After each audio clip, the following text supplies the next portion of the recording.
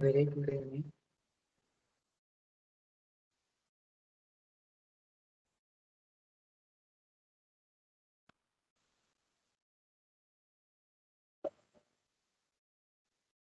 Let's wait for a few minutes.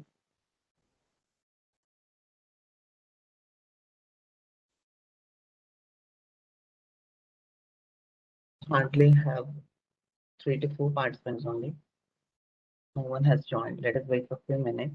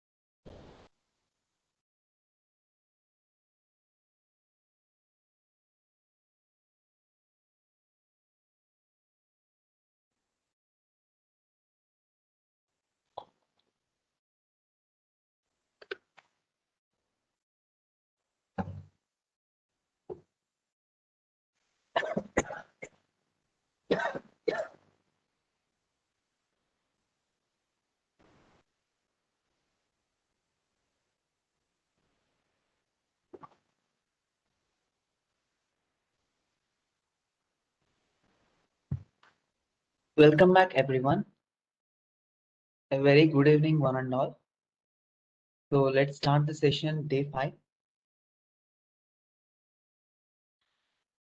If you see, so far we have covered PWM methods, multiple inverters, carrier PWM methods, and DC-DC converters, a basic view on AC-AC converters, that too AC voltage controllers alone. And we have seen basic solar PV systems, that too a basic MPPT method, only incremental conductance we have tested. And yesterday some people asked me to test for the variation of irradiance. So that I'll see today. I'll wind it a bit faster with that. Then I'll go for PI controllers and non-linear control mechanism, specifically for P power electronic applications. I think the non-linear will go I'll integrate that along with grid connected inverters. But today I think the entire session may take for PI controllers alone. Okay. Yesterday someone asked me about the free reverse diode. Let me briefly explain that. See, I have a solar panel and I have one more solar panel.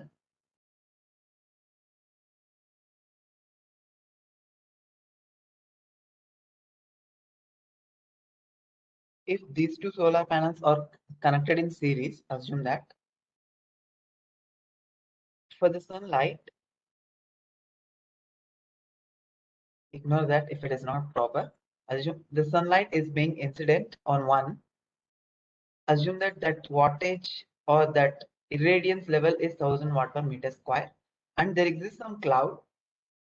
Because of that, the insulation incidented on the other panel is around 500 watt per meter square. Assume that both are under same temperature. Let us assume 25 degrees Celsius. So in this case, what happens? So if you give 1000 watt, assume that both are same panels, same rating panels or same panels, but are connected in series. So but on one solar installation,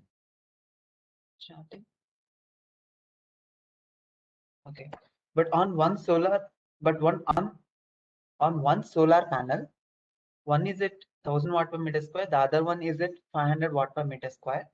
Let us assume that if it incident in 1000 watt per meter square, it is able to generate 10 ampere. What happens in this one?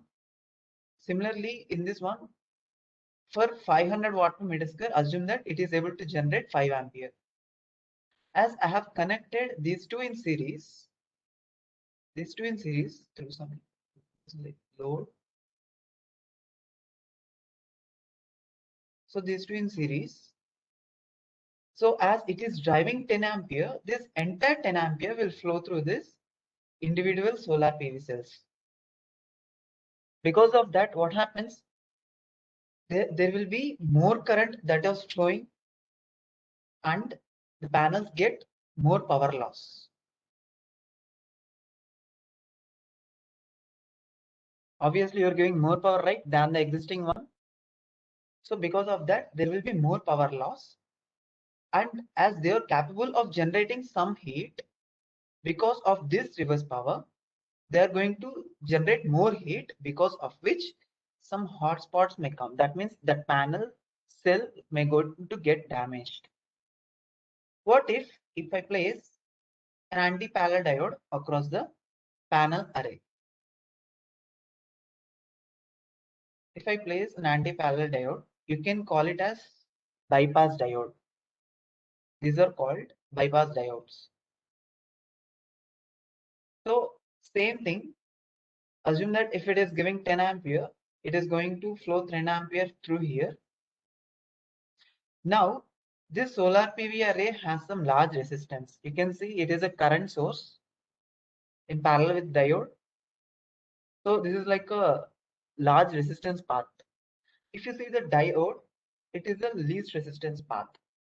So what happens is, whatever the panel that is offering that resistance, that means whatever the power that it is going to generate, that 5 ampere will flow through the panel. The rest of the current is being bypassed by the diode. So you can say that now for 10 ampere, it is going to generate some VPV. Obviously for 5 ampere, it is going to generate a different level of VPV. For this reason, actually, if all the panels that are connected in series, suppose these are the characteristics or PV characteristics of one PV array. If I connected two PV array in series, then this current value is not going to change, but power is going to change the double with voltage value. If you see that IV characteristics, IV characteristics will be same only. But if you connect two panels in series, obviously it is going to have a larger open circuit voltage, but for the same amount of short circuit current. Okay, I'll wind it faster, don't worry. So this is one segment. Some people raised these queries yesterday. That's why I'm pointing on this. So here you have short circuit current and it is open circuit voltage. This is how we see. And anti-parallel diodes is just to protect that. Even the simulations, they cannot perform that if you don't have that anti-parallel diode. I hope I was a bit okay. Obviously, if you use one panel, your current power will be like this. If you use two panels in series, you're going to have larger power, but your open circuit voltage will be here. If two panels are in series, obviously the power will get added, like P1 plus P2. Whether it is parallel or series, if you connect in parallel, that means these two, this I'm giving it here, this I'm giving it here. The thing is, it is going to generate 5 ampere and it is going to generate 5 ampere. They should have anti-parallel diodes. So these two 5 amperes is passing through that for the same VPV development. Obviously VPV into 2 times of IPV, the power will be 2 times of single panel. So this is how you can understand the effect of partial shading and normal things. And see, if ideal cases, that means if all are under same insulation, you may get the characteristics like this. Assume that one is under one insulation, the other one is under another insulation. So what happens? Till one part, assume that it is going to be like this. If I add an extra panel which is of some separate irradiance, which undergoes or which exposed to different insulation, it is going to have a different characteristics like this. Obviously your power is going to vary, it's going to drop somewhere like this, or it's going to have somewhere here like this, it may have. So this is how you have to consider the PV characteristics. And let us see the effect of irradiance in simulation.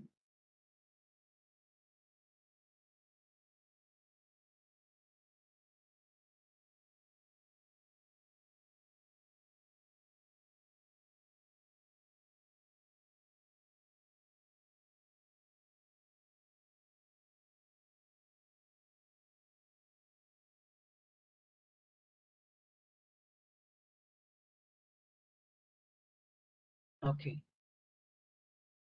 For the time being, Control X, Control V. I'll make it as a comment. There is something called signal builder. Not signal generator, signal builder.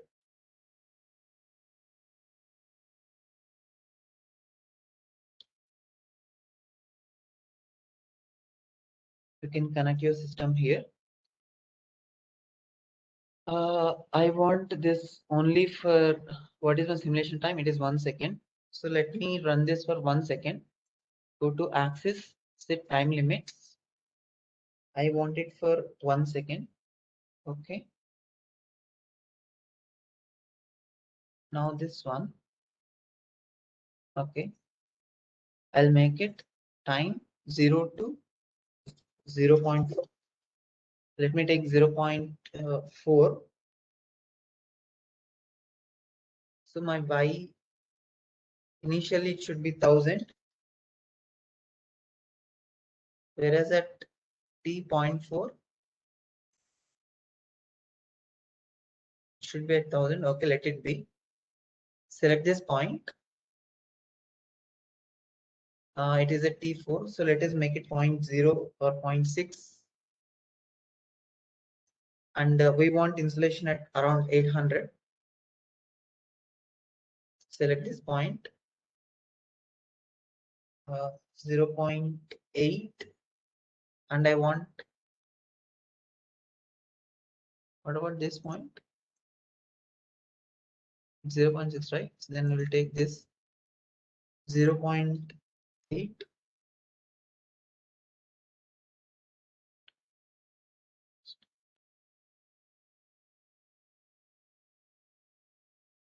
Okay, 0.8,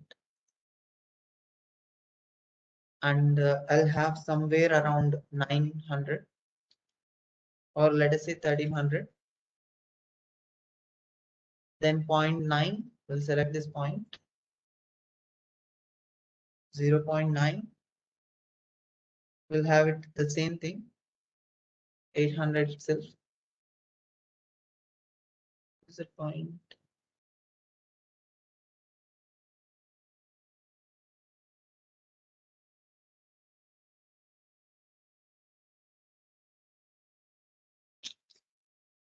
Okay. 0.8, 1300, right? So this point also will select this, make it 1300 only, because I want some constant time for some time. So you can have constant. Okay, till 1, let it be. Here we'll select this point. We'll make somewhere around 9. Okay, it's 1, right? At 1, it has to be, let us say 1000 itself. Okay. So this is the signal builder I have developed. Control S. So it's up to you how you want it. I just made a signal. Let me place access time limits 0 to 1. Okay. So this is how I generated the signal. It's not mandatory. You can move the way that you want, for when you can adjust it. You can have whatever the things that you want. You can select this and make it at 1. So it's up to you. Make it at 1000.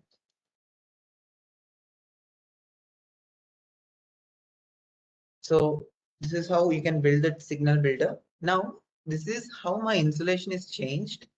Now I want to know at 800 what is my solar PV array power. So let us see here itself, there is some provision. So at different temperatures, no, I want at specified irradiances. So I want 1000. What are the different values I have? I have 1000 is there, 800, 1300, 800, 1300. Let us take these three values. So 1000. I just want to verify whether whether my algorithm will work for the is going to meet the maximum power or not. That is what I want to verify. 800.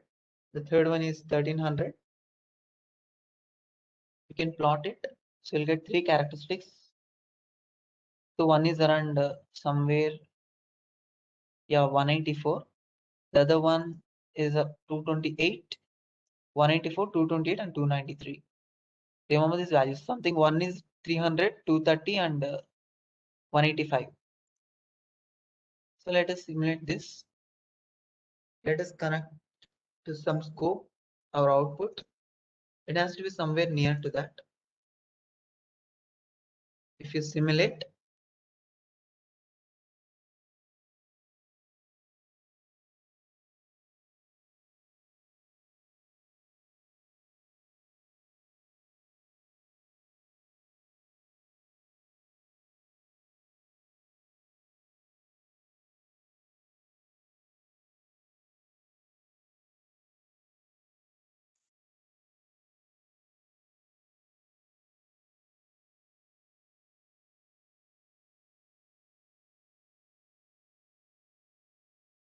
so I think I changed it around 0.6, right? 0.4 or something, 0.6.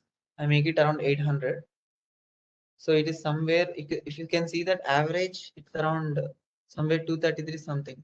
So we are able to get, because initially I gave 1000 insulation.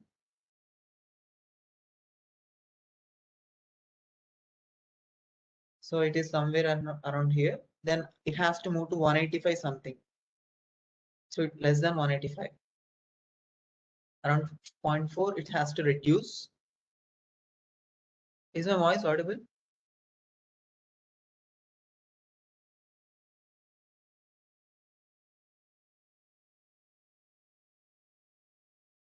Yeah, thank you.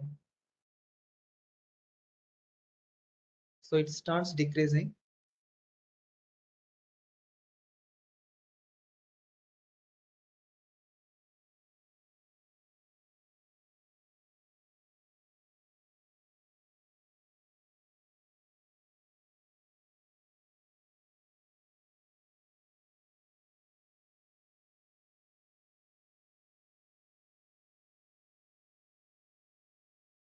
So if you see that characteristics, 1000.6.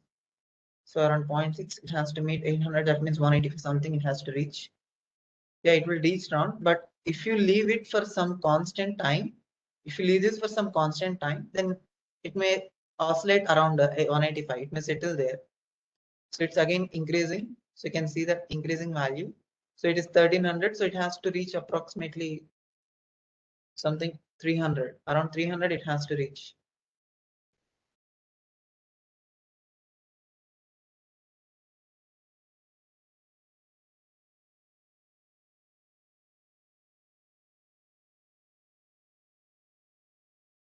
It may not reach 300 because my algorithm is a bit slow. It is not as fast as we think. That is why they still consider some more. That means if you want immediate reaction with respect to insulation, then my algorithm is going to fail for that because it requires some time, like in the range of milliseconds. So it requires some time to reach the steady state point. There might be some applications that they don't want that even that small instant. If you have a big power plant and you are using some MPPT algorithm for yourself, and they want, I mean, the system operator, like distribution system operator, whosoever they are there, they have given a specific power levels that like you shouldn't cross this limit. And for him, if it permits the MPPT value, then it has to track him very fast in that small stipulated time. But of course, they'll give you some time, like in minutes. So my algorithm is actually failed in case of faster convergence. Like if you want the track it to the maximum value within fast time, then it is no. Am I not audible?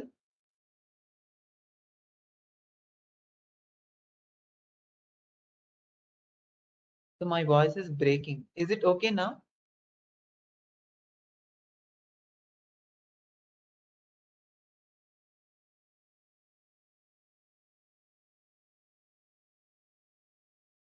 Yeah, thank you. So this is how, with respect to change in insulation, we'll see that figure. Every time I'm doing the simulations, I don't know whether one people is doing or not. This time I'll give you the task.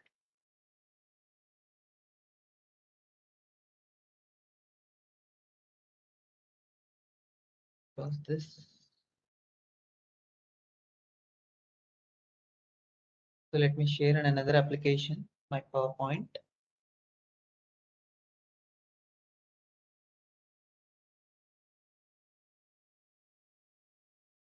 So as I told you, we can use that. Like for a variable insulation, yesterday I told you.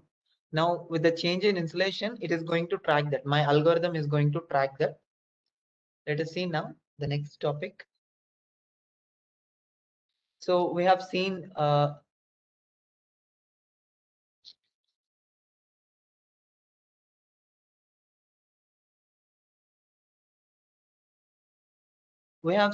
the basic understanding of solar PV systems, how the characteristics and the effect of partial shading conditions on the same. I think I told you how to plot the characteristics. Even if you have partial shading conditions, that means each panel is under different insulation or irradiance. I told you how to plot the characteristics also. You have to simply connect, you have to place the anti-parallel diode, and you have to use the same voltage controller. For the ramp, you have to see that open circuit voltage. the addition of all open circuit voltages that you have to add there. Next, we have exposed to basic MPPT control methods, and we have simulated incremental conductance algorithm. This was faster compared to P and O, and we'll cross check the same under variation in insulation. I think we have checked cross the same thing. We just performed that insulation variation, and the basic algorithms are tested in MATLAB environment under the influence of partial shading conditions. As I said yesterday itself, so we have tested this partial shading effect. So when we connected to, what we observed is we didn't get that maximum power here. That means sometimes it may fail, it may not properly track it if you have partial shading effects there. Actually, it didn't track because I didn't place freewheeling diode, sorry, bypass diodes. If I place bypass diodes, it may reach to the value to some extent properly, not completely. Sometimes it may track it, sometimes it may not track. But if you have a simple array which is under the same insulation, you may get the output. This algorithm will perfectly work. Okay. Then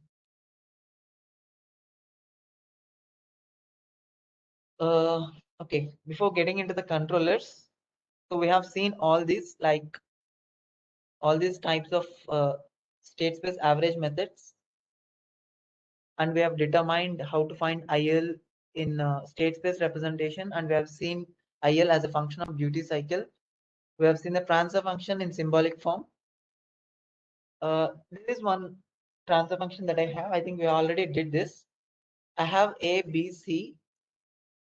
I have all these values. You can place these values in here. And ABC matrix, the D matrix is, take D matrix as 0. For this network, can you tell me the transfer function? You can take 10 minutes of time. If you want these values, I'll give you values.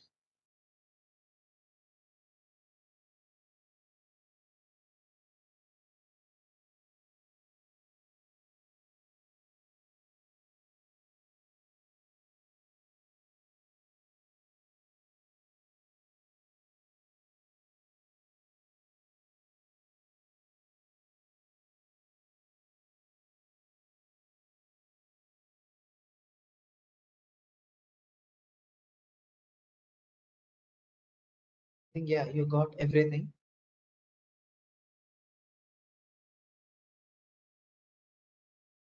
You can take 10 minutes of time and you try to simulate this network. I want to know how you are going to do that.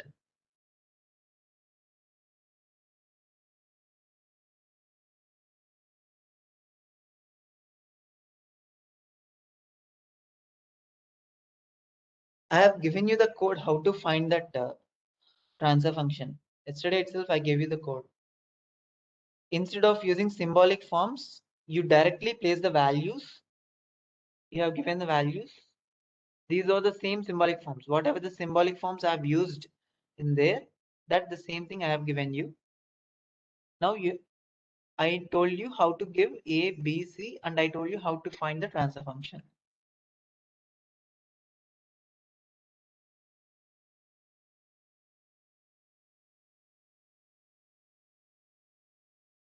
Take 10 minutes of time.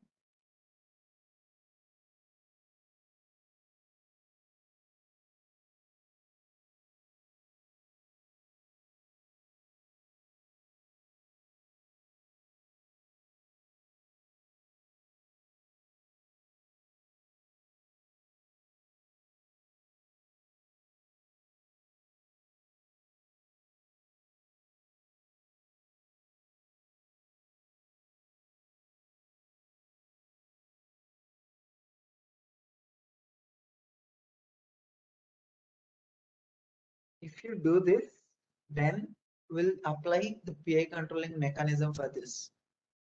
But you have to get this first. If you can get the transfer functions, then we'll do that.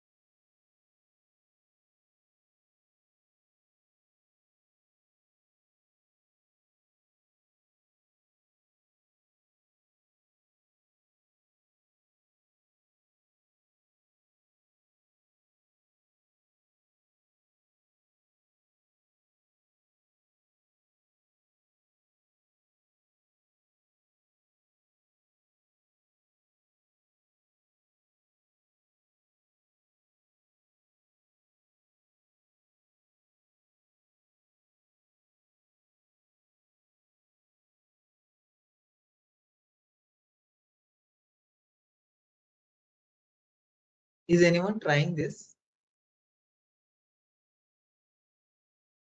I mean, are you trying to perform it?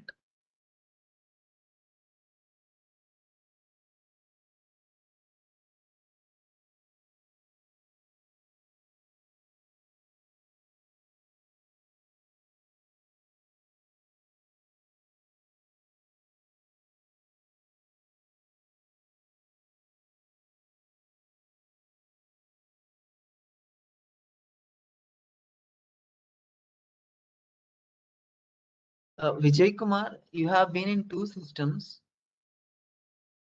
Can you please log out from one system?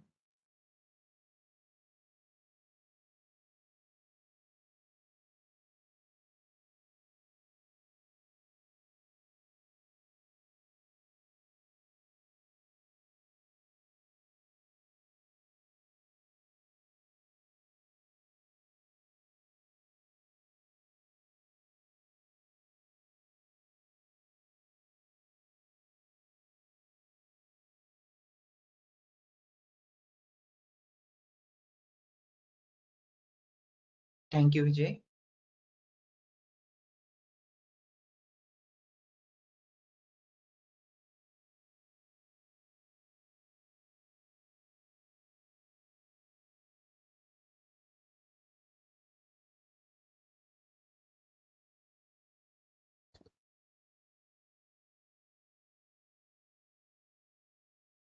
As I mentioned earlier, you should have at least 75% to get the certificate.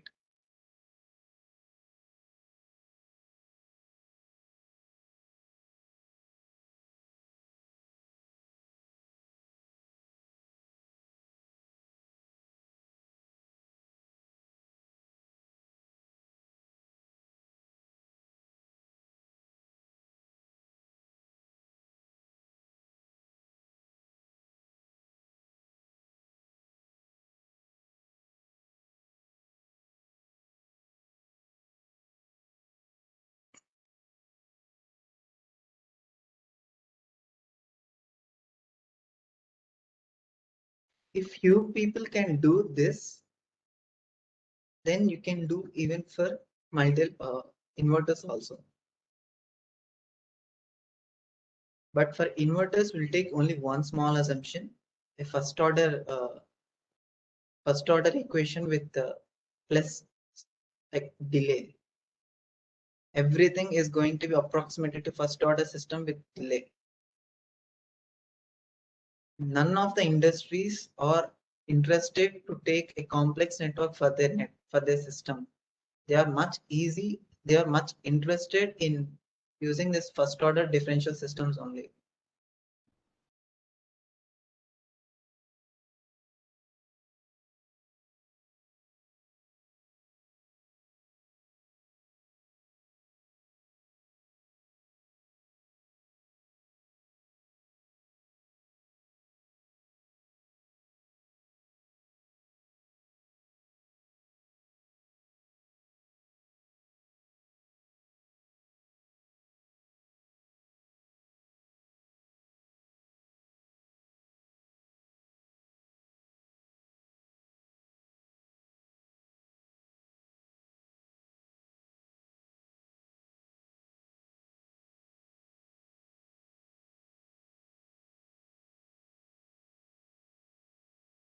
So many people ask me to give some time for their practice here itself. So this is the time that you can practice here. Did anyone try this?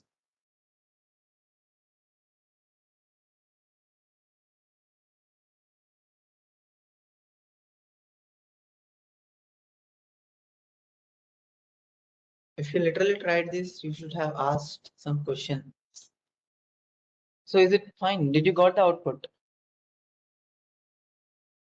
Did you get the output? What is the problem there?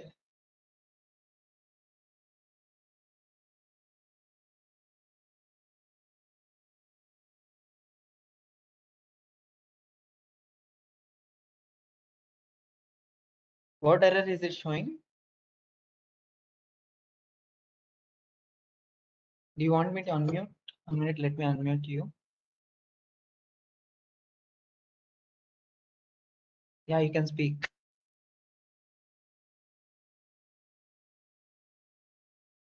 Hello, Ravi.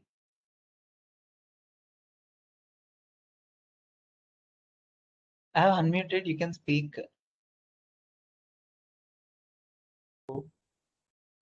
Yeah. Hello, am I Yeah, audible? you're audible. You're audible. Yes.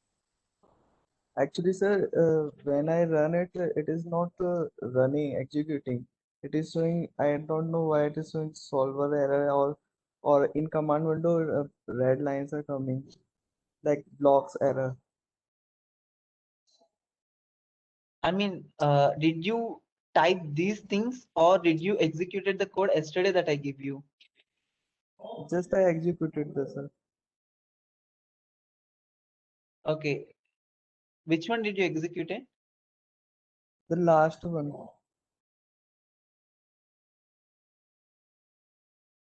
Like finding the transfer function. Yes, sir, yes, sir. What I can recommend you is you copy the data that was here, whatever R, L, C, everything that I give you here now.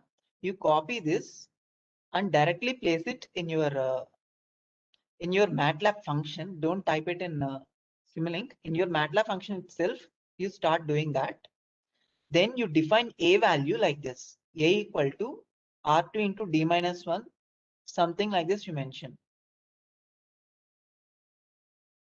Okay, sir, I try again. Yeah, I think you know, right? This space you have to give, and here you have to put semicolon. Yes, sir. You have to give space. Here you have to give semicolon. Define a. Similarly, space, you don't need to give semicolon. You can open bracket here, close the bracket. Similarly, B also, open bracket, space, semicolon, and close the bracket.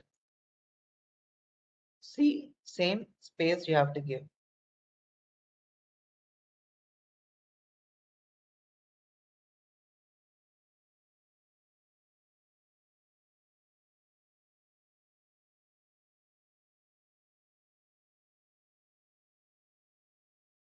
See, this transfer function, whatever the mechanism that I'm presenting here,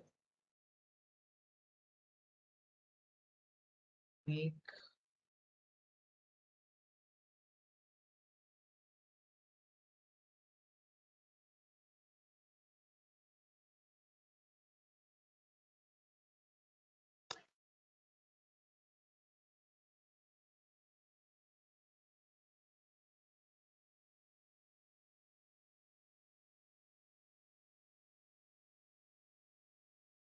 is anyone trying other than him?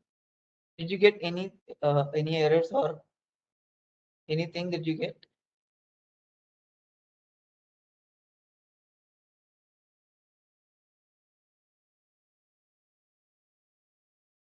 Don't hesitate, you're just chatting. I'm not disclosing your name also. Filling the matrix. Okay, okay.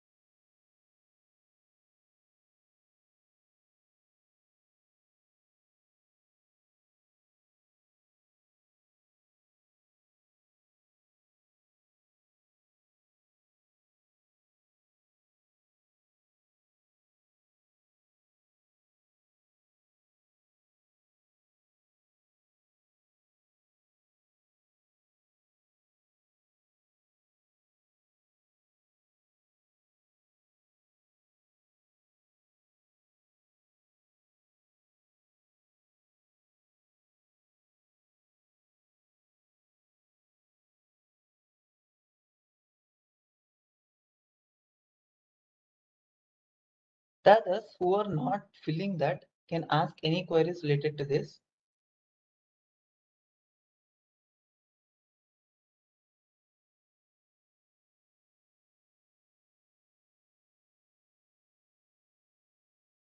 It's okay, sir. You can send me to personal chat. That is also fine. You have to choose host or panelist or all panelists. There is something to, so you can send that, sir.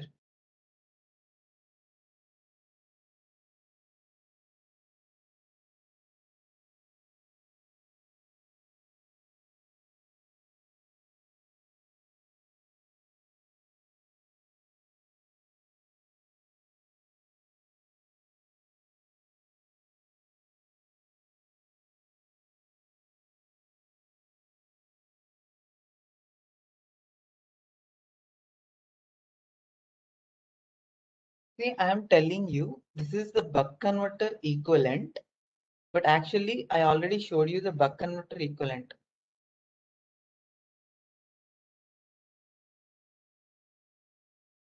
This is the buck converter equivalent, minus d into R1 minus of 1 minus d into R2. This is how I mentioned. This is small il. This is how I mentioned. But if you say now, there is something called il, there is something called d. See, if I'm doing this, what do you call? If I'm doing the state space representation, or if I'm finding the transfer function, I need to find the transfer function of any required state variable with respect to my input.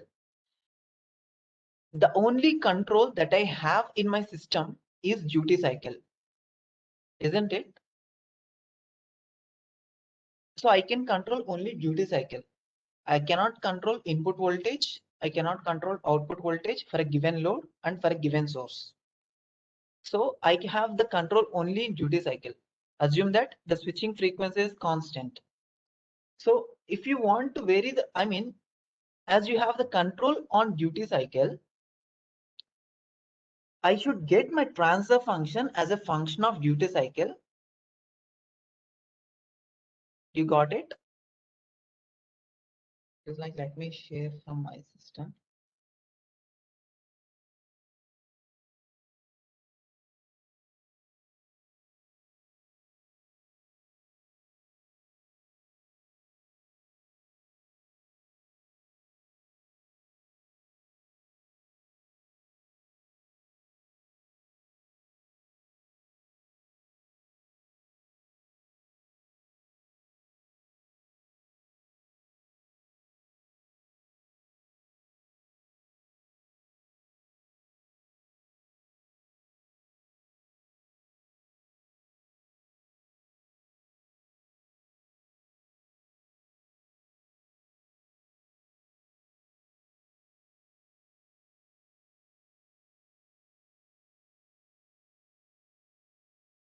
Did you try solving this? It is very important. If you don't know that, then you cannot do it. If you cannot solve this, it is unfit for you to learn any PI methods. Any controlling method. You have to, if you're going for high nonlinear methods, that is different. But for a basic thing, if you can derive your transfer function, then only it is good. As I mentioned, you have state variables x1 dot and x2 dot, which is something il dot and vc dot. This is my state variables. So what I used to write, x dot is equal to some matrix A, which is some constant matrix, into x plus some constant matrix into u. This is what I have written. What about my y?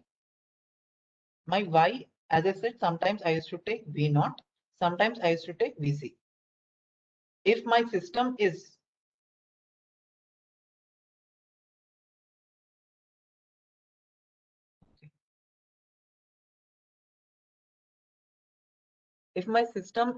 what do you call ideal, then I can take my vc is equal to my v naught itself. I can take this Vc is equal to V naught. But if the capacitance is not pure across the load, it has some RC, small r, capital C, then your output voltage is not exactly equal. It is going to vary. So that is what I have written. So my output voltage into IL Vc. I have written output voltage here, but I have not written Vc. I don't want Vc. Obviously, I need my output voltage to be controlled. So in order to find output voltage,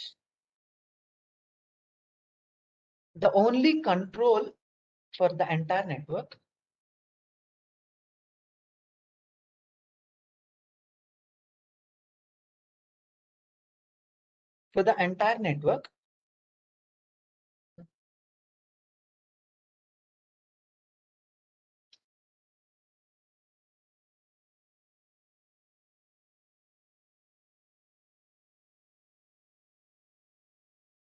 yeah, I think I may get it now. Yeah. Suppose this is my duty cycle, which is my plant DC-DC converter. The only control that I have is my duty cycle for a given input and a given load. It may have variation to some load. Irrespective of variation in load, I should have a proportionate adjustment in my duty cycle to control the plant. Normally, what we do, we have the plant, which is our DC-DC converter. You can write this x dot is equal to ax plus bu, y is equal to cx plus du. This is my plant. Here is my input. You can say u, or this is my input. And this is my output y. Now, my controlling parameter is d. If I give u as my, in general, we are giving u and we are getting y for a given d. So I'm not giving d as external thing. D is for a given d. That means d is also a constant. It is staying in this plant itself, isn't it? So normally what we find the ratio of output voltage to input voltage. That means we generally find y of s by u of s. Actually, y of s by u of s, which is a function of, which is a Laplace transform, like numerator of s by denominator of s. By taking this, we can analyze stability only. We can analyze that the system is stable for a given duty cycle or for a variable in duty cycle. Only that we can assess with respect to output and input. But in order to control the system, what is the controlling parameter that I have in my hand is duty cycle. Then you need to find the transfer function between your output voltage to duty cycle. But d of s, is it possible to get d of s? D is a constant, right?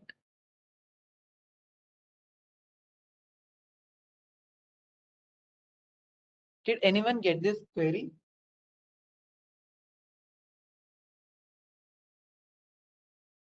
So now, if we can find y of s to d of s or duty cycle of s, then for a given duty cycle, I can find my output. So this duty cycle we can find through some PI tuning methods or any other method.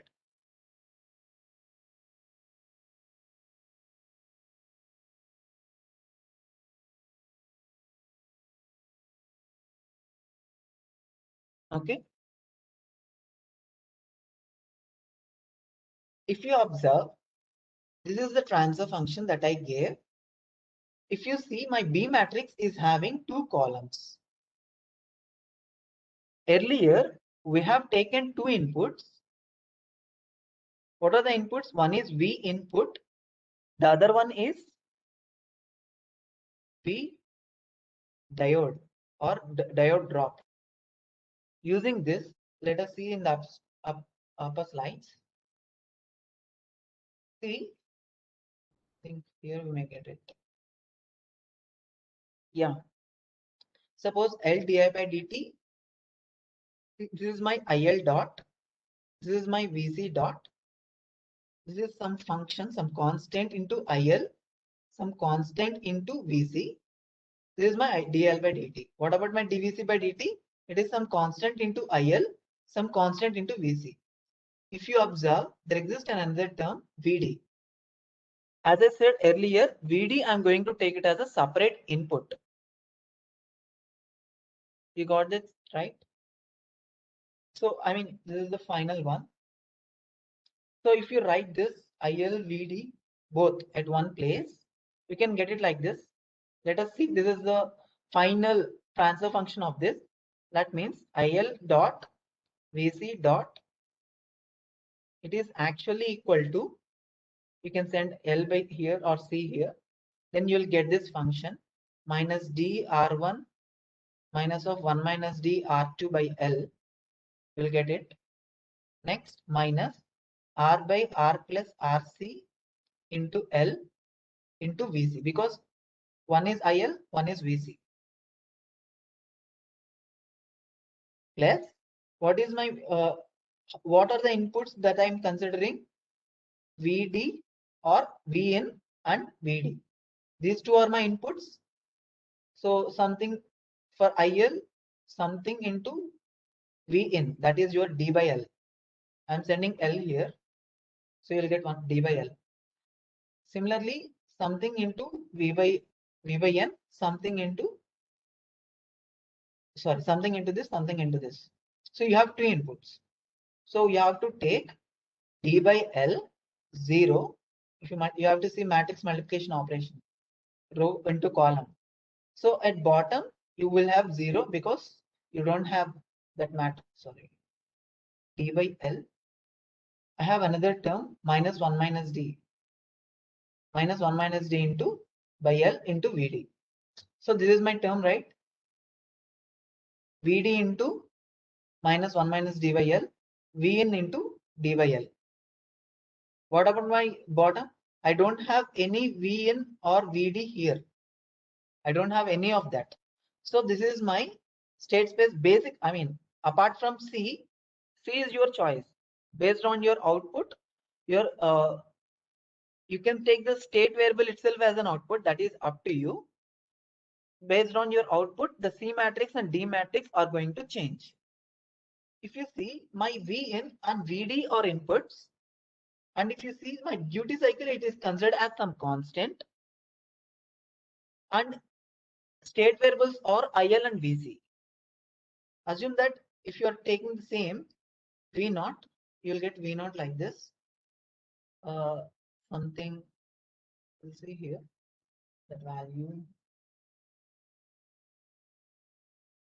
Yeah, it is R by R plus RRC by RC plus R.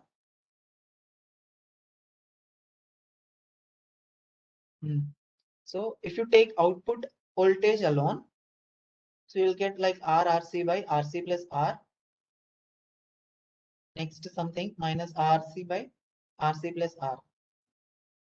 Into C you'll get, because I'm going to send this C on the other side. Into C you'll get. This is into IL and VC. Then it is like V0 is equal to Cx. Then this is your C matrix. If you observe any of these places, my IL, VC, they are state variables. And V in VD are my inputs. But in the transfer function that I have mentioned here, you observe something. It has D also is there. V in VD are given as constants. There is something called IL. What is this IL? Can anyone respond?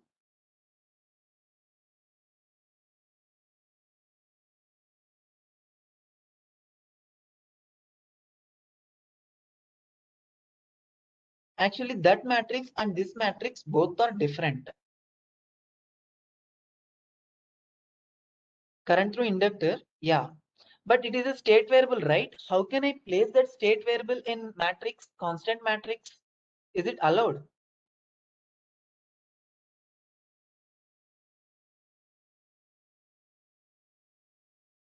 And I said, what is my requirement? I need to find the ratio V0 to duty cycle.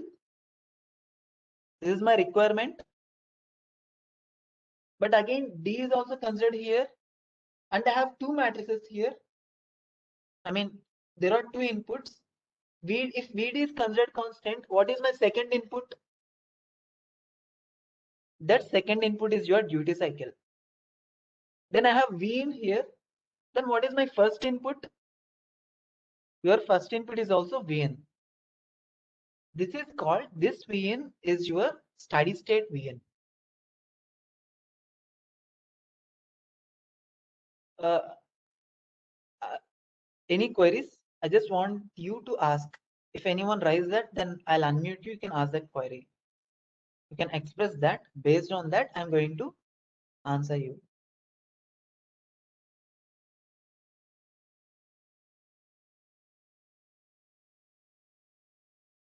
If you don't understand this, then there is no point of tuning your system.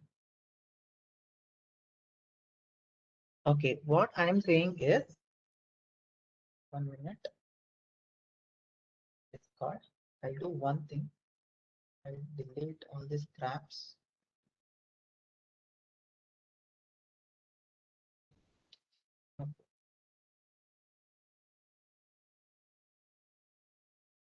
See, this is my buck converter. It's just off time now. Oh, sorry.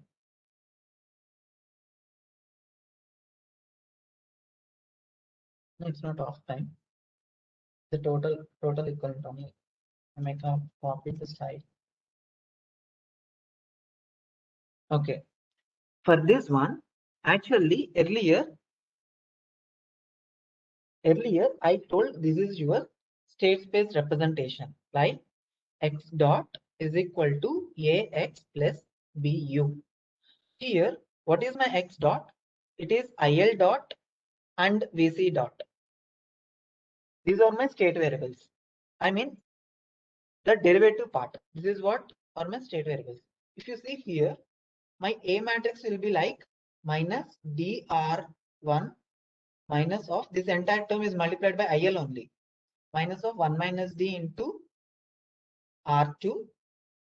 This you have to write it as A matrix minus R by R plus RC into VC. So if you write ILVC, you have this term.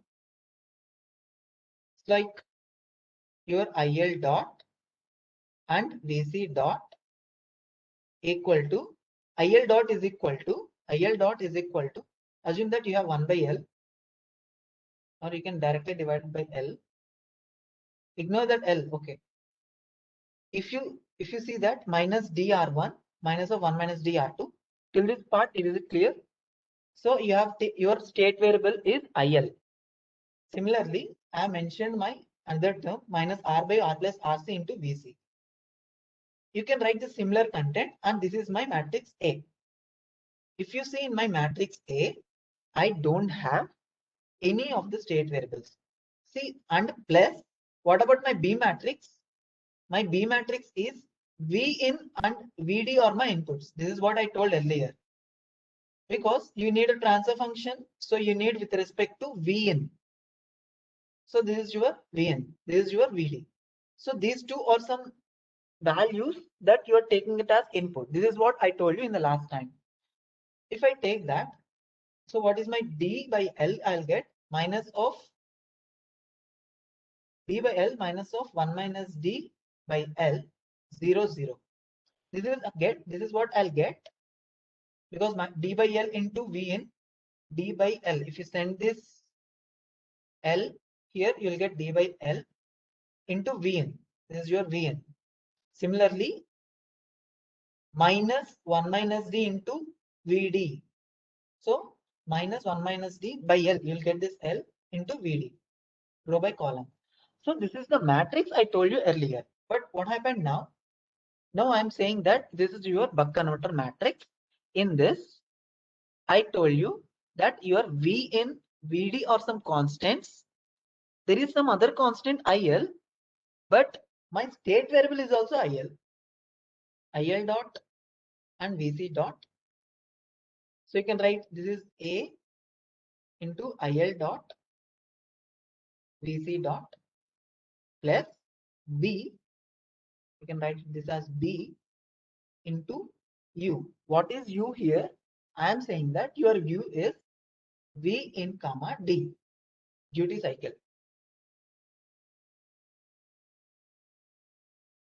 So what I'm asking is, if you have D here, then what is this D? If you have V in here, then what is this V in? If IL, sorry, this is not derivative part. If IL is your state variable, then what about this IL? I know, okay, let me ignore that VD. VD is some constant value. Let me place VD here. So if I VD is here, I am saying that the other input is your duty cycle. I know there are two inputs, and if I consider my V naught as let us take this one RC by R plus RC by R by RC plus R into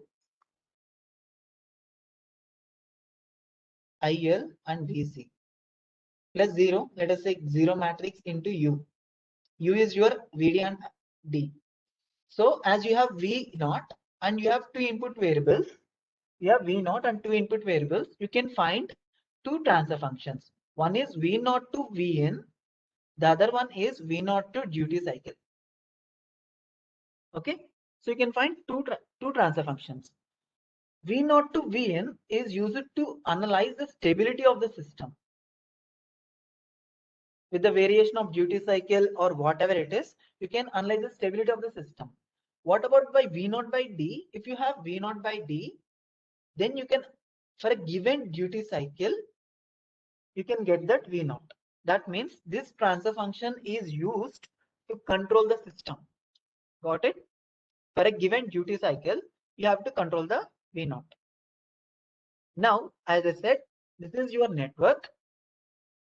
If D is my state variable, or sorry, D is my input, then what about D here? What about this D?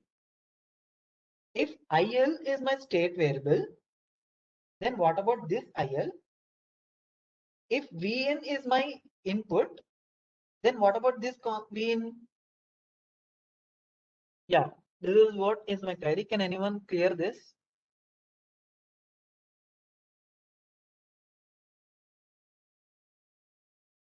Am I going very deep?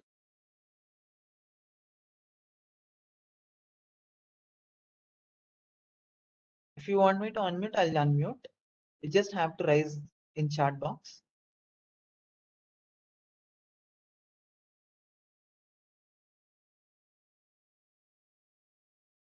Okay. 1 minute, sir. Yes, sir, I have unmuted you. Yes, sir, you are audible, sir. Shivaji, sir. Those are average values. So these are called average average values. values. Then what about that input? These are called? Yes, sir, that can be varied. Means we are giving fixed value of D, but we can give range of. Okay, we can give range for this. But how can we get this transfer function? I mean, how can we get this state space? Yes, sir. I mean, you are saying that average value. Yes, Can sir, you tell me how we can find this? Yes, sir, because in boost converter we will get capital D in ABCD matrix. So No, that is, how can you involve a matrix in a matrix? That D is different. So that's why I specifically mentioned here. DD is your matrix, that input output matrix. okay. So as you said, sir, all these are your average values, and these are called instantaneous small changes in values. Whatever you said, that was correct. But you have to know how to find this IL. How can we find this IL, sir?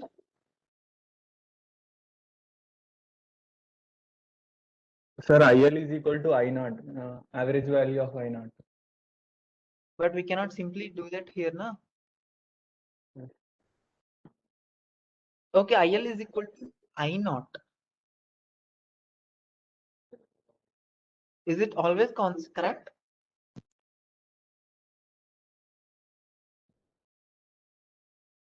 Yeah, you can say that. You can I naught is L is Yes, equal sir, to I because naught. IC is 0, sir. So we Yeah, can yeah. say. I'm saying that if your IL value is some average value, for a given duty cycle, you have to give it here, na? Every time we cannot manually do that. Yes, sir. So yesterday I told you, if you have this differential equations,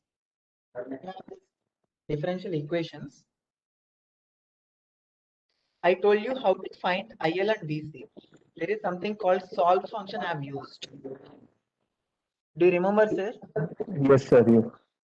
Yeah, using solve, you have to make this as 0 in capacitor voltage, whereas my inductor, you have to make it as 0, and you have to solve IL and VC. Yesterday I told you to solve this. If you can solve that average value, we are going to place it here. Okay, sir. Okay, sir. Yeah, now we'll see that. We'll enter into the actual concept. Okay. See, there is something called small signal modeling. Using small signal modeling, what does that mean? If my system is actually at some value, for a small changes in that given value, how my system responds. This is what small signal modeling. As I said, if you do that basic average modeling earlier, whatever we have done here. So this is basic average modeling only. Whatever the function that we get, this is basic average model. In this average model, we cannot find the ratio of V0 to D. V0 to D, we cannot find it. It is very difficult because D is a constant here. And even if you rearrange this, D will be, it is difficult for you to separate. Then it is like a non-linear because IL is your state variable, and if Vn is your input, then this will become more non-linear network. Instead of solving that as a non-linear, there is some other model called small signal modeling. In small signal modeling, what we do is we have IL, VC, and duty cycle. These are instantaneous values.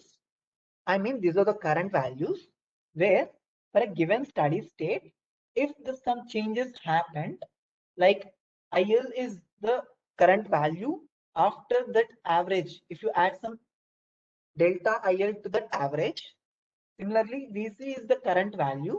If you add small changes to that capacitor voltage, similarly duty cycle for a small change in the average existing duty cycle. So these are the variables that we take and we will substitute in IL. This is the actual function that we have obtained. In this function, what I do is IL, I'll substitute as capital IL and small IL. This one is the average value. This one is the average value, and this is the change in. Or in other words, this IL is a constant. So if you differentiate constant and this one, what we'll get? We'll directly get DIL by dt only. DIL by dt. And everywhere, instead of this D, I'm going to place capital D plus small d. IL, I'll place it by capital IL plus small, sorry, IL, capital IL plus small IL. Like this, I'm going to place. Okay, let me multiply all these terms and I will expand this. Similarly, for capacitance, whatever the KCL that I am applying, for this also I am getting this network. See, after doing this manipulations, dIL by dt, I have got some average value term, and there is something like there is double orders. Again, I got this double orders like IL into duty cycle, IL into duty cycle, IL, VC, then again individual D and Vn. Here it's like we have three terms. One is the average term. This is your average term. You know that existing value like V in the existing duty cycle we know, and capital IL, the current averaged current also we know. I'll tell you how to find that IL again so that you'll get the clarity now. But the main terms is double orders. So this is actually making non-linear. Actually, I need x dot is equal to something into x. But what I'm getting something into x, but I'm getting like x1, x2. I'm not getting an x alone. So it's like some product. If I take my state variable as d, I'm getting d into il or v in into d, some random thing like x into u. If I get this, again it is a difficult for me. If I get like ax plus bu, it is easy for me to do the analysis. But if I get axu, it is difficult for me to do the analysis. So it is a non-linear system. For that, we have applied this small signal modeling. Again, in the small signal modeling, we have encountered the double order, I mean, two variable multiplication. As I said, this DIL and this VN D and IL into D and IL dash or IL into D. These are all double orders. Assume that this Vn is very small. Let us say delta Vn is very small. Let us say 0.01 and D also very small. Let us say 0.01. If you multiply these two, its effect is like 1 into e power minus 4. So 10 power minus 4, which is quite small. For that reason, and I have normal things, IL, VC, a single orders, like I can get X values itself. But this XU terms, whatever delta Vn or delta D, delta IL, delta D, all these terms, delta In, delta D, all these product terms or nonlinear terms, I am going to approximate them to 0. Because if I have 10,000, 100 is not a big problem for me. Okay. Similarly, I mean, it's an approximation. Similarly, if you have delta L itself is small. If you multiply that product, it is quite small and you can ignore them. So all these three terms in small signal modeling, they will be approximated to 0. So this is my LDI by dt, which I'm approximating to this one itself. What about this average term? This average term will get cancelled after the entire product that you do. Like LDI by dt in both the switch modes, if you do that, then the term will become 0. You can see in some, if possible, I'll try to make that part so that you can simply consider this changes values only. Delta IL, delta VC. But if you observe this, V in D, everything is having some constant values. V in I can give, VD I can give, but there is something called IL. Initially, I won't give any value IL, but you have to find this IL before solving this network. Similarly, dVC by dt, you'll get this network ILVC. Here, I didn't get any other problem like IL terms and Vn terms and all. So it is simple for me. Now, how to find this IL? Let us see that.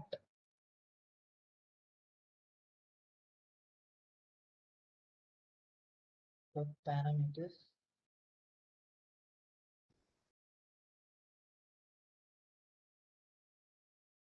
Let me share one more application.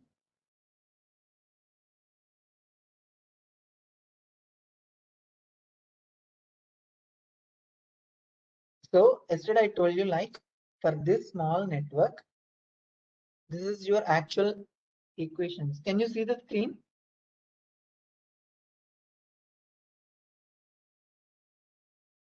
Can anyone respond? Can you people see my screen? Yeah, thank you. So this is my actual equation earlier that I mentioned you. Sorry, see here we have written now earlier before doing this.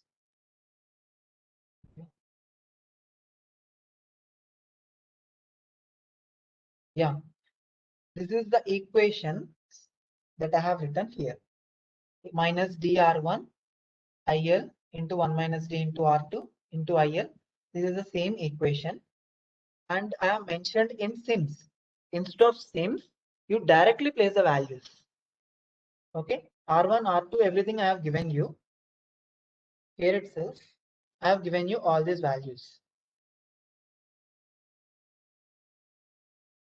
So all these values, you can directly give it here and you find the value of IL. Can you do that? Let me wait for some time. You find IL and tell me its value.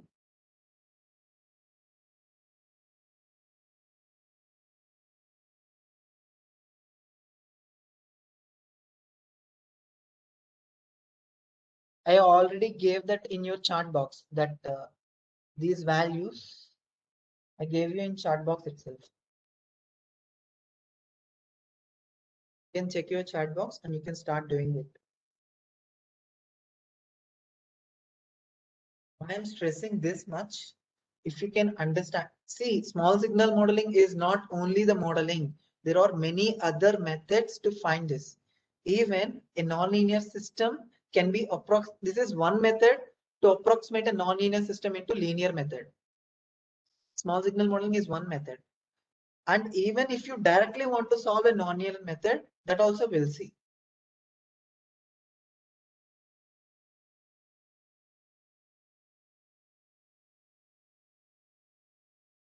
So most of the converters that are employing a single switch, they generally use small signal modeling for their stability or control mechanisms.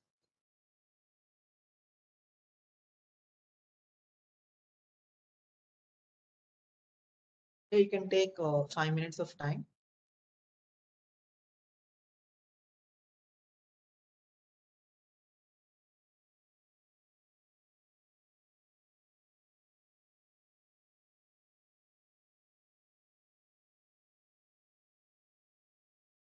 Did you understand what I said today? Did you understand the difference?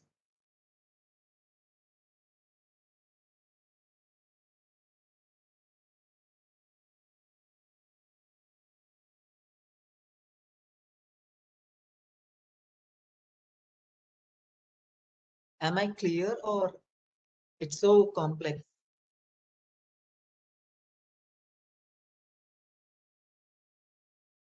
So any queries, you can raise hand, then I'll respond to you. I'll unmute you, then you can speak out.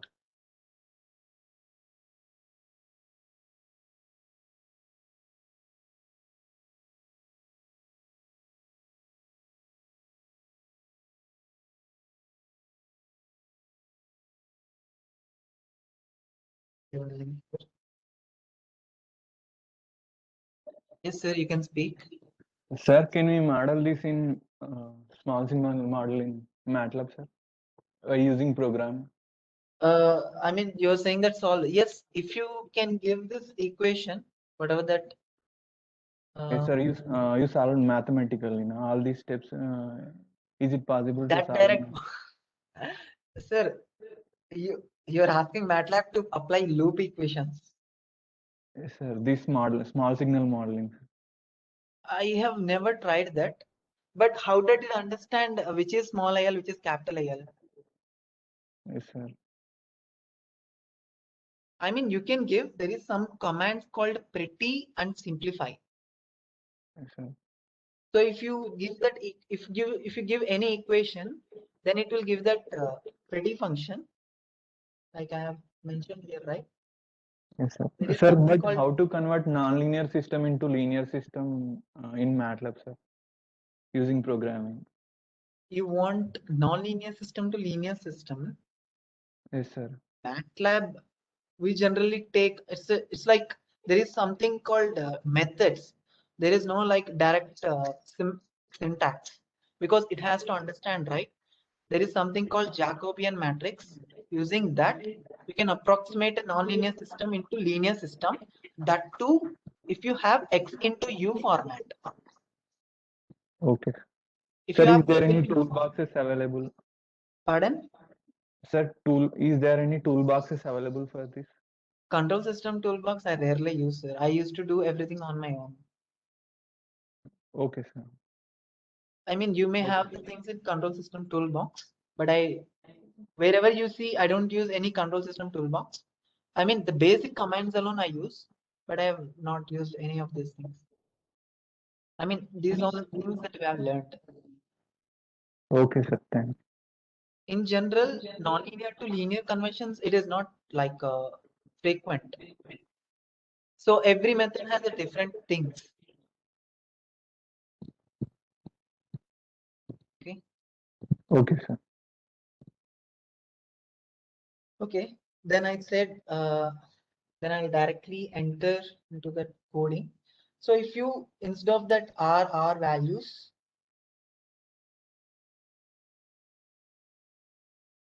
control R,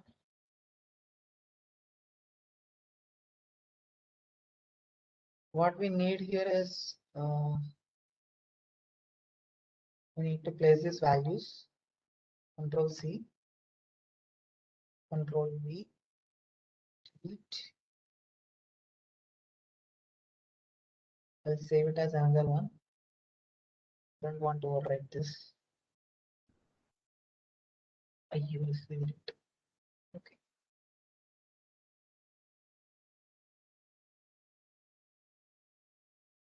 This is my R. Let me run this.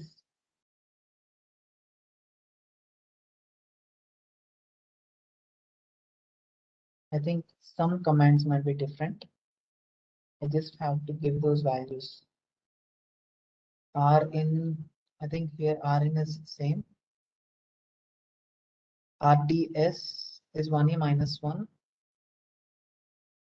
You have RDS here. Okay, RDS, RL, R, error, and variable D. Okay, okay. D. So you can give this as capital D itself. You can give semicolon, you can simulate it. Undefined variable IL.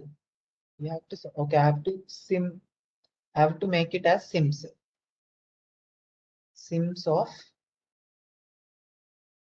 IL and VC. Now let me simulate this. VD, I have to write small capital D. Where is capital D? Yeah, this I have to write it V small d, because I have mentioned VD as small. Let me run this simulation. Yeah. Instead of VN, I'll write it as VDC. VDC.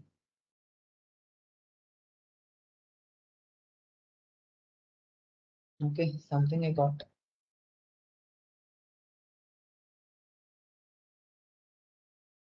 I don't need simplify, I can directly get it in normal itself. So there's my result.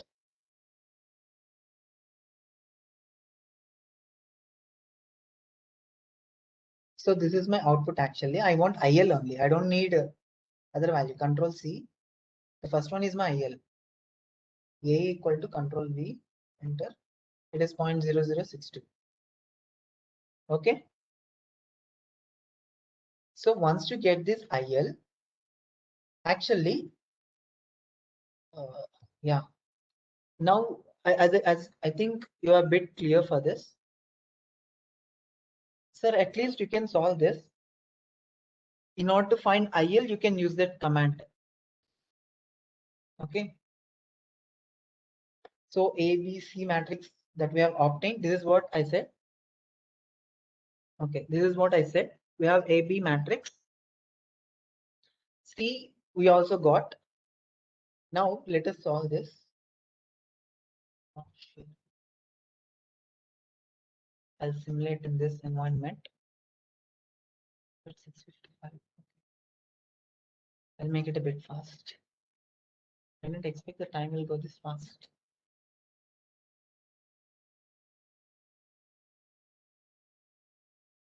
Okay, close this.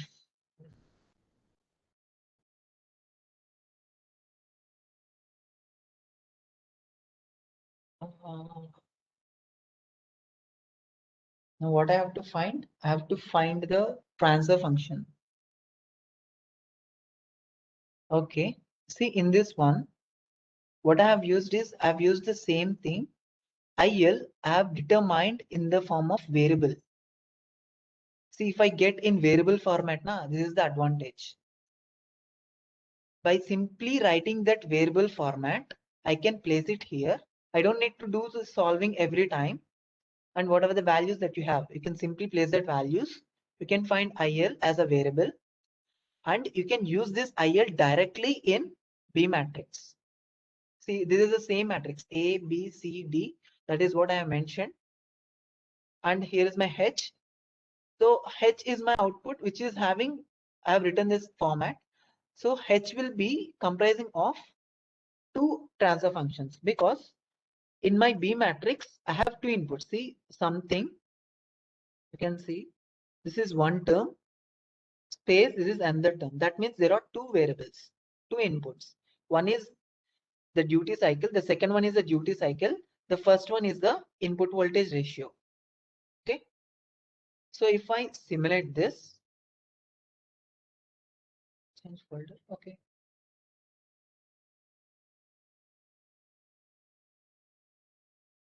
okay, that's quite big. So I got this. Actually, it will give the result in this format only. What you have to do is, whatever the result that you have obtained here, you have to manually divide that. I mean, you have to copy few things and you have to solve that.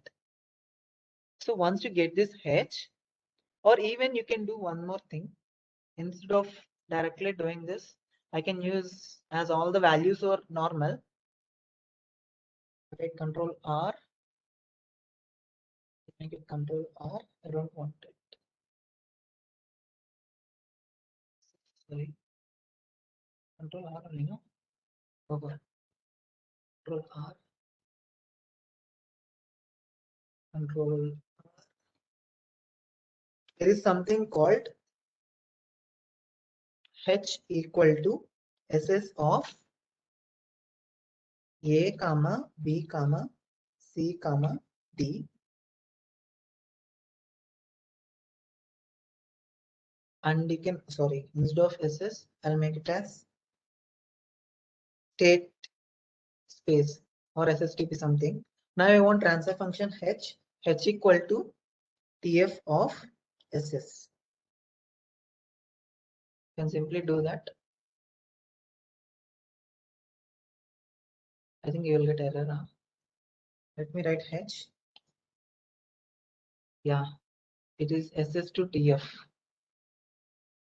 I just wrote this something SS to,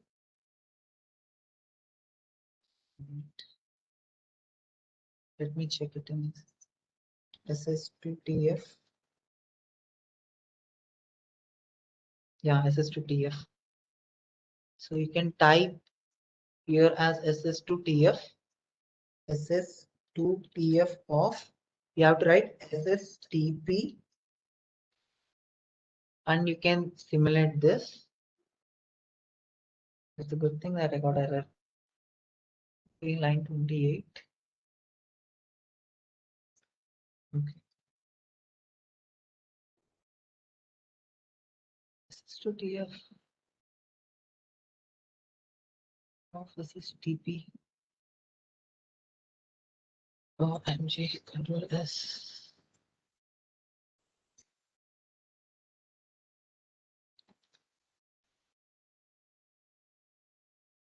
Okay, I have to write in state space format only. Then what about SS of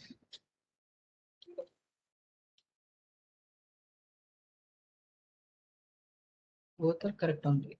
SSTP is equal to, or I'll directly write ABCD, Control C, Control R, Control V. Hope I may get it now. Okay. SST as a function is not supported.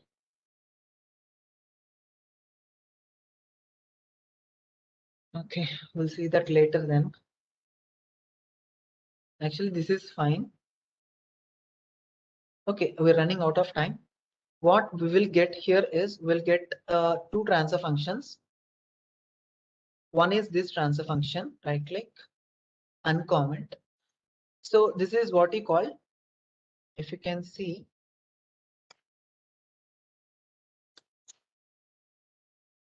this is my plant. This is my plant. This is my output V0. Here I'll get V0 and my input is D. So the D to P transfer function, this is what I have got. If you simulate that, you'll get this, but you have to manually see e power 9, e power 7, something like this, you'll get it. Now I know duty cycle and I want my output voltage. So what you have to do, you have to minimize, suppose whatever the required voltage that you have. Suppose this is my required voltage reference, V0 reference.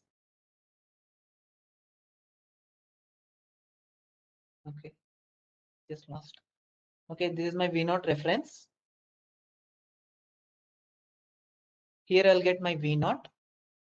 After this subtraction, you will use a PI controller to minimize the error. Obviously, for this plant, what is my input? That error output is nothing but my duty cycle. If I can give this duty cycle, I'll get the corresponding output voltage.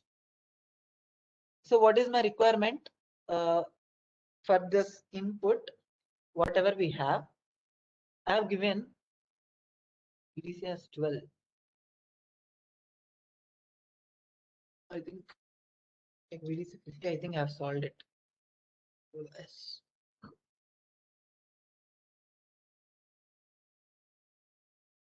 Yeah, VDC 50. Didn't I copy this? I think I have to change this. Okay, leave it.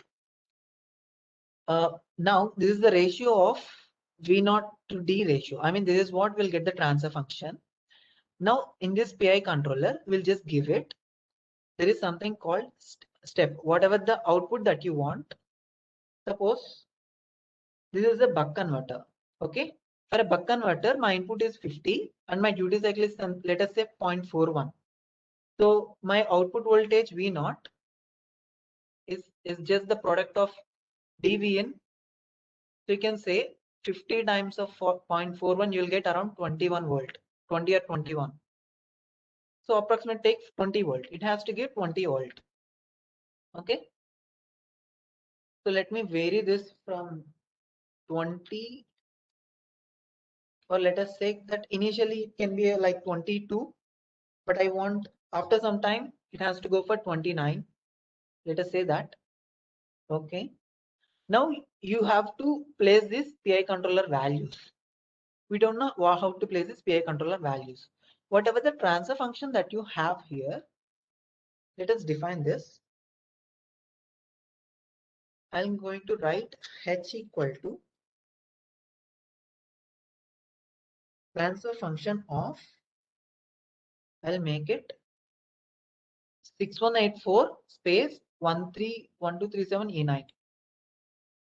6184 space 1237 E9.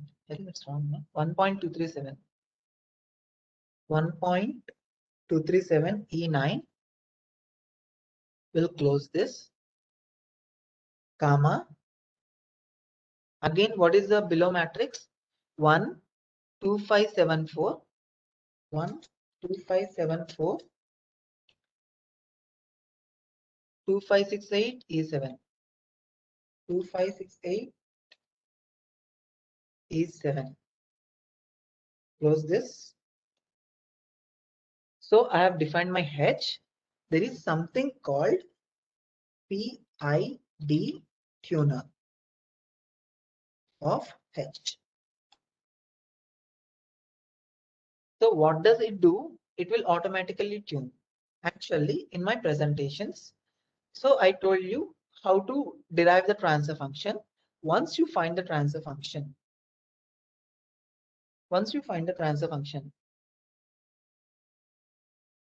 now we have to go for tuning methods. Basically, there are so many tuning methods like phase margin, pole placement, loop shaking, Ziegler-Nichols, and many more. These are very basic modes, and as you keep on going that, you'll have so many tuning methods. But if you can find the transfer function of your system, do not follow any of the above tuning methods, just use MATLAB tuner block in MATLAB. It is really unnecessary for you to learn any of these methods. But if you are going for nonlinear control, it is a different case. Now, even for that, the MATLAB is getting adopted. I mean, we have to explore that. Even we don't know, we have to explore more. At a later stage or in a different phase of this power electronics, we may present that.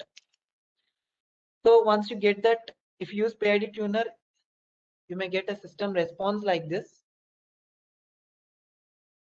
I have got the system response like this, and I want to adjust my time. Whether what is your response that you can adjust. So for 0 to 1, this is how you may get it.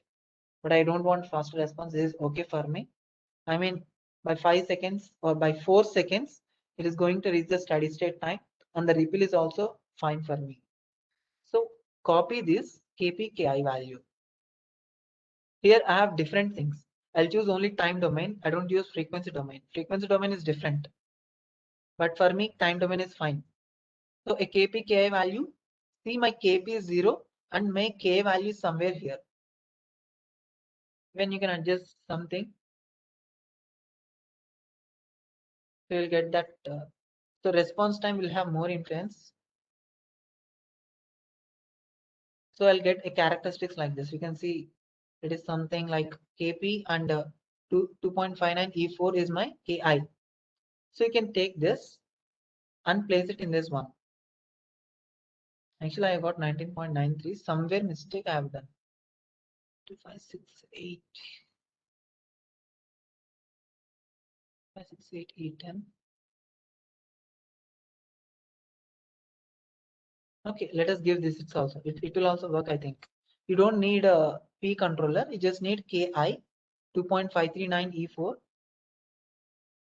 2.539 E4. Click OK.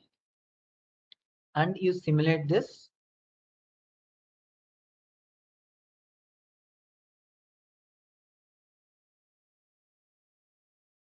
Let us see that output. So one we may get. So what is the maximum PA value you can take? It is not like maximum PI value. In this one, you actually adjust the time period. I mean, you just see what is your desired response. At some place, you may have a larger peak overshoot. I think actually I've got some wrong. I'm pretty sure in this. This is not the correct transfer function, I think. Somewhere I made mistake, but this is not the characteristics I'll get. I just have to cross check this V0 by D ratio. If I get properly, then I will get the tuning things properly. But if you place that, it is going to track your output properly. See, for this 0.5 seconds at point, let us take 0.025. Let us change it around 0.2. It's 0.58. Okay, let us take 0.25. Apply. Okay. Let me simulate this.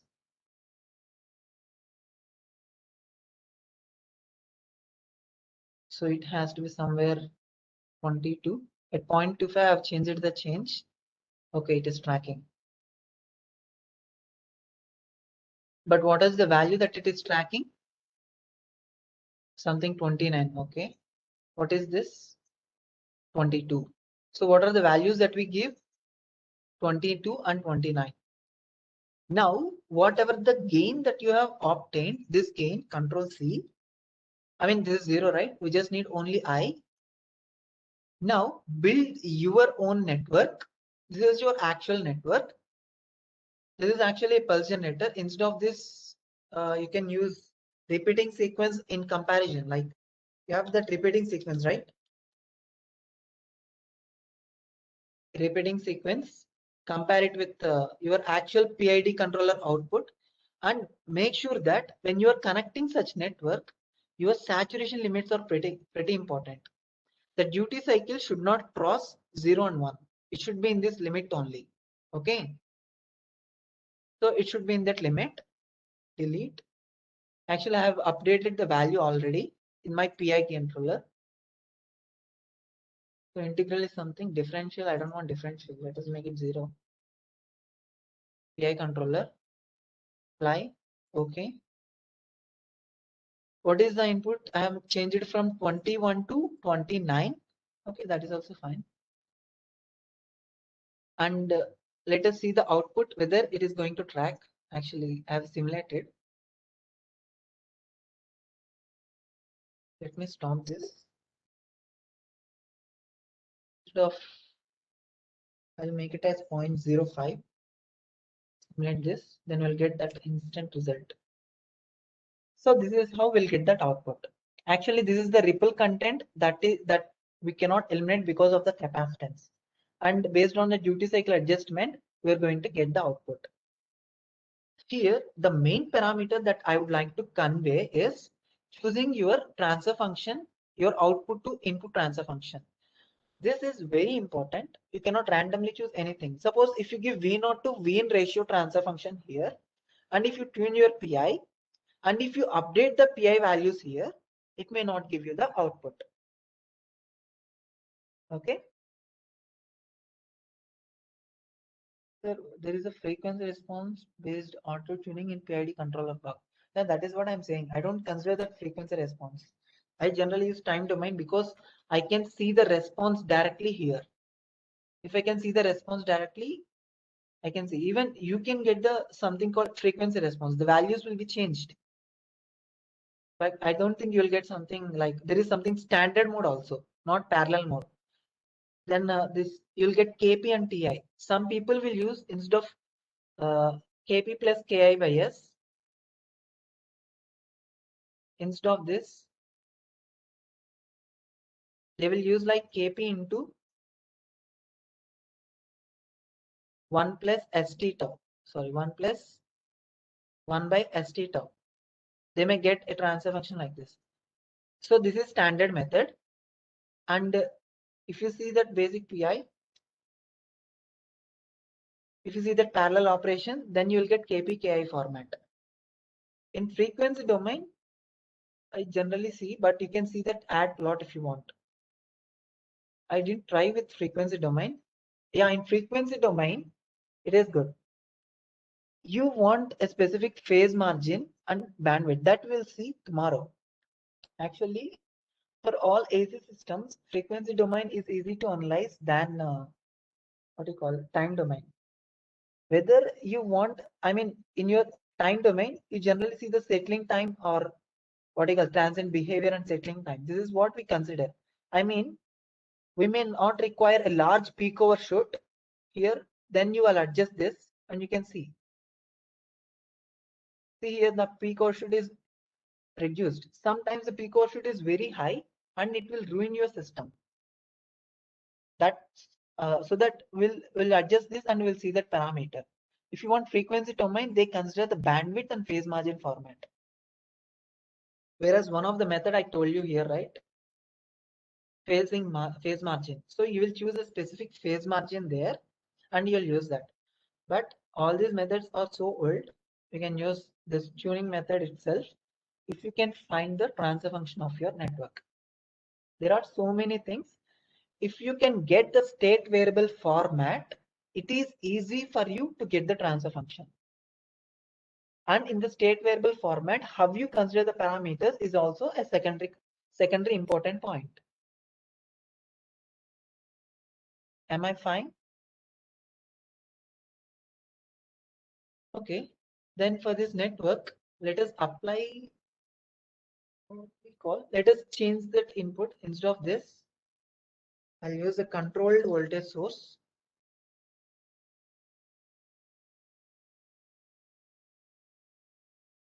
Controlled voltage source. I'll delete this. It's my VN. So here I'll use the same step function. Actually, for 50, I'm going to get what is my VDC? If we right click, model properties, callbacks, initial function, my VDC is 50. So at 0.025, assume that initially it is like 50. Later on, it changed to some 60. So either your input is changing. Let us see the response of my output. What is my reference? My reference is constant. It has to operate from 21 to 29 in this stipulated time. Let me change input at different time. Let me change it like 0.2. Okay, 0.02. Simulate this. See at 0.2, what happens? I've changed my input. Let me use a scope. One is my output voltage. One is my, okay, I don't have scope. I'll use this voltmeter. I'll connect here. I'll use this. So if I tune that at 0.2, the hell is this? Okay, I have to see the other scope, right? Yeah, with the change in my input, I have changed my input from 50 to 60. But even though you change your input, your output should be tracked faster. So my output is like it actually changed, but immediately started tracking it. You got this? What if you overlap both the things? Let us change it. You can play whatever you want at 0.25.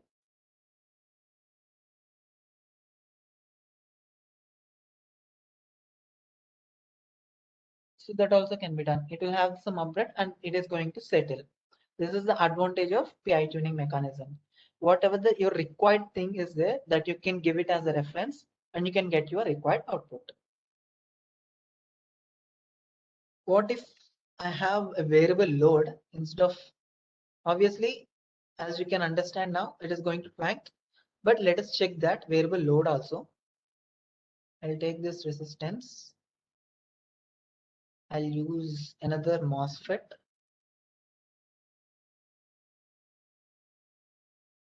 Control R.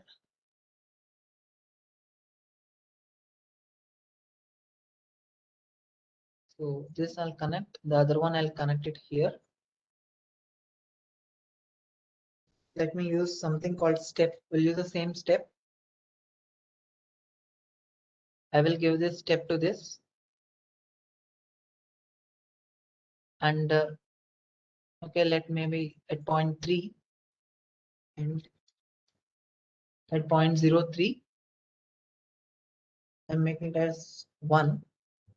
Sorry, initially it is 0. At final value, I have to make it 1 because I have to trigger the MOSFET, right? So at 0.03, I'm changing it. That means it is going to connect. My load is going to connect at the time. So let us see how it's going to change. I have applied the change in input, and at 0.3, I have applied the change in output also. So I got both. So how the continuous and discrete time based in discrete time based on different in PID. Discrete time you will take Z domain. Continuous time you will take Laplace domain. Obviously for Z, it's like you will take the unity cycle for the stability. Whereas for this one, you'll see the imaginary axis. I mean, that real imaginary axis crossing as stability. In Z domain, it is different. So PID controller, you may have Z inverse. I think you can get discrete domain also. Then you have to give something like sample time. I don't know whether I can simulate this. I'll check it. Maybe it worked, but I don't think it will work every time.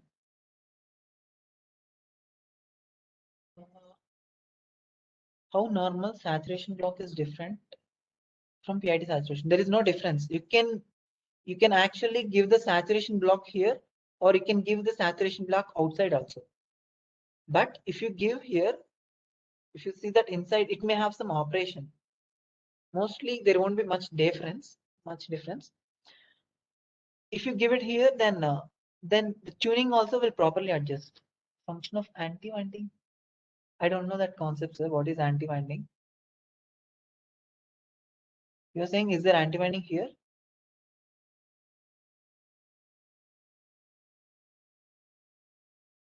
Where is anti-winding, sir? Is there under saturation? I'll explore it and let you know, sir. So far, I didn't use that. I mean, even I've simulated many motor controls and all. I never exposed this one. So that our integration does not sum up. Okay. This I don't know, sir. Thank you.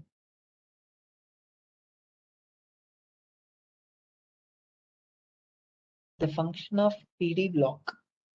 The differential block is different. Where you can use differential block now? If you have change in environment, not like this, there is something called initial state to next state, change in environment, then you will use PID. But for most, I mean, you can say in drone mechanisms, suppose it is initially going, if you want something like from here, it is at some, assume that at 50 meters, you want to go it for 60 meters. If you use only PI, it may go from 50 to 60, it may go to 50 to 65, 60 to 59, and at last it is going to settle at 60. But if you use PID differential block, what happens is that small changes, it is going to nullify that. That means it will damp in the opposite direction, so that it is not going to oscillate much, but it is going to settle there.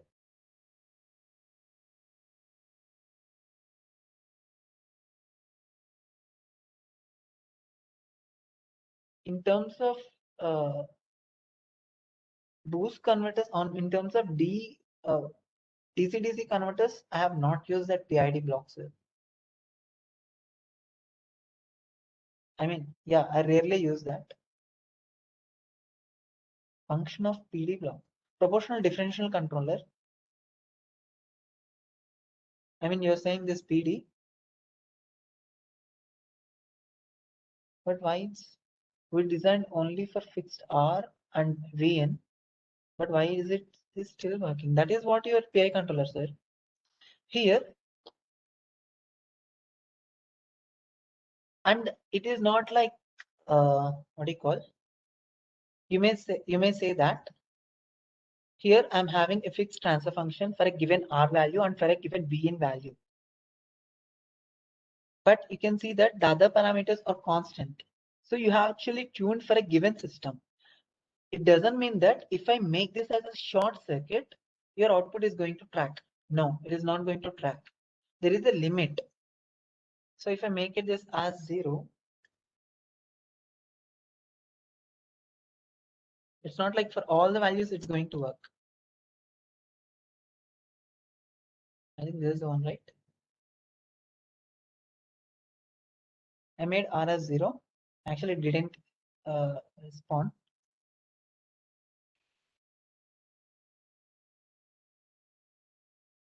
Yeah. I mean, it works for some specific range. It is not like all the things. Actually, now what the people do is they will do this different transfer functions and they will get the result conclusion. Like they will see all the variable possibilities, they will upgrade there and they will tune it. The more you tune your system, the more the PI values that you got, These values you can place it in your real environment, like whatever the existing system that you have, that you can place it with these possibilities. Then it might come very near to that. One of the point may come very near to that. Then you can apply your system.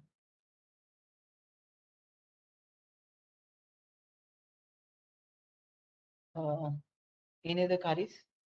We'll see non-linear system and grid connected inverters. I'll go till wind energy control systems. In that part, I'll overlap these two. So tomorrow we'll start the non-linear control systems. A basic example and an expansion of the same, whatever we are dealing now. I hope today is the session okay. I mean, you understand the concept. How you have to find the transfer function for a DC-DC converter, I told you. Okay. So once you find the transfer function, you can simply use a tune block. And one more thing, if I, after connecting this network, if I use this, okay, I'll try to minimize it, sir, because if you don't know that, if I'm just giving that at a later stage, you might, it's not a point of getting the thing right. I just want you to solve once. There are so many people who are asking for that. Yeah, there is something called, if you directly connect your system and if you start tuning your system, then it may not tune properly because this is so complex mode. It cannot linearize this entire system. So that possibility may come. For that, you have to manually write the equations, solve it, get the transfer function. Once you get the transfer function, tune it. Once you get the PI values, place these values here and you will get your desired response.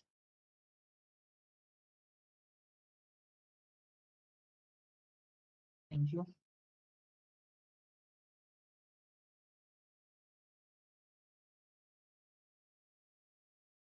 Okay, in the next session, we'll see. See, if you can understand theory, simulation is just a part of it. But if you can understand theory, then you can do much better things. That's all my concern. Okay, I'll try to minimize theory and increase the simulations. Okay, that's for today's session. We'll see tomorrow. Any queries? Then you can pose it now.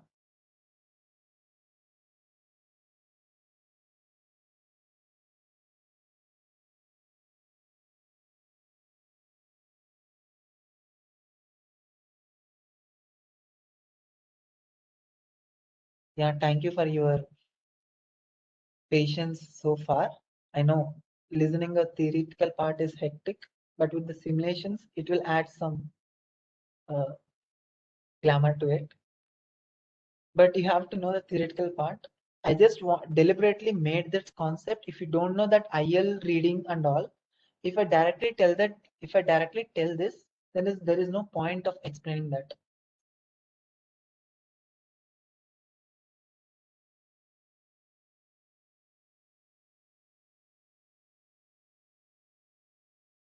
I don't know what is that PD block. Specification for PD block.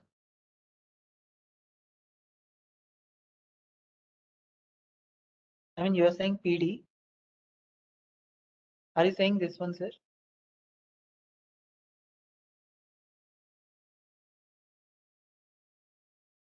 1 minute, let me.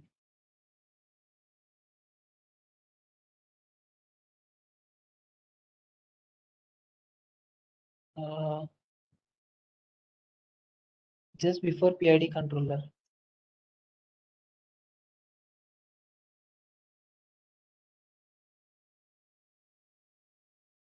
Oh, you are talking about this. Actually, it is a pulse generator block. Instead of this, you can use repeating sequence.